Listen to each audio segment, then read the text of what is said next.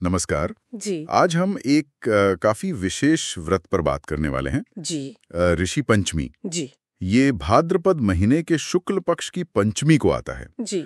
इस साल मतलब 2025 में ये 4 सितंबर को है। हाँ, और ये सिर्फ एक उपवास या व्रत ही नहीं है। सही कहा। ये तो शरीर और मन की शुद्धि, शांति और हमारे जो ज्ञानी ऋषि मुनि हुए हैं, हाँ। उनके प्रति एक तरह का आभार है। बिल्कुल। और हमारे पास जो जानकारी है उसमें एक पौराणिक कथा भी है। वो बताती है कि कैसे एक स्त्री को कुछ अनजाने दोष के कारण कष्ट उठाना पड़ा था। हाँ हाँ, वो रजस्वला अवस्था वाली कथा। हाँ वही। और फिर इसी व्रत के पालन से उसे मुक्ति मिली। तो ये एक तरह से खासकर महिलाओं के लिए शुद्धि और पितृ ऋण से मुक्ति का प्रतीक बन गया। और दिलचस्प बात ये है कि इसका सीधा संबंध सप्त ऋषियों से है। वो 7 ऋषि ज्ञान और तप के प्रतीक, उन्हीं की याद में ये दिन है। तो चलिए इस परंपरा को थोड़ा और गहराई से समझते हैं। जी जरूर।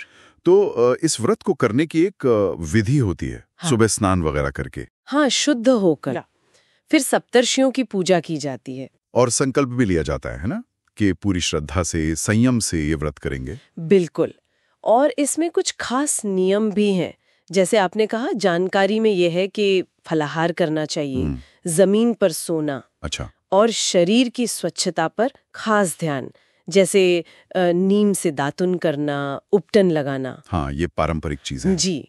और फिर दिन भर उपवास रखकर शाम को व्रत कथा सुनते हैं। लेकिन यहाँ एक बात जो मुझे काफी दिलचस्प लगी वो ये कि ये सिर्फ एक धार्मिक रीति नहीं है, इसका कुछ वैज्ञानिक पहलू भी है शायद। अरे बिल्कुल है।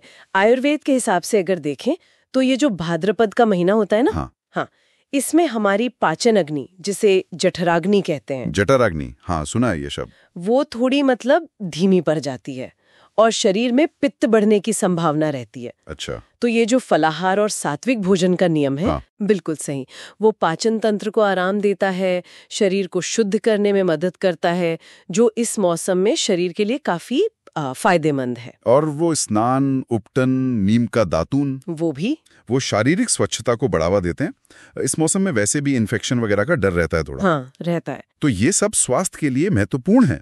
तो एक तरह से देखें तो ये पर्व शरीर, मन और आत्मा तीनों की शुद्धि का एक आप कह सकते हैं प्राकृतिक तरीका भी है। तो मतलब कुल मिलाकर देखें तो ऋषि पंचमी एक ऐसा मौका है जहां श्रद्धा भी है, प्रकृति का ध्यान भी है और स्वास्थ्य का भी। ये जीवन में संतुलन, सादगी और शुद्धता लाने का एक संदेश देता है। सही कहा। और ये हमें सोचने पर भी मजबूर करता है ना कि हमारी जो प्राचीन परंपराएं हैं, क्या उनमें ऐसे और भी सूत्र छिपे हैं जो आज की जो भागदौड़ वाली जिंदगी है, उसमें हमारे शारीरिक और मानसिक स्वास्थ्य को बेहतर बनाने में मदद कर सकते हैं, सिर्फ रीति रिवाज समझकर छोड़ने के बजाय। ये तो सोचने वाली बात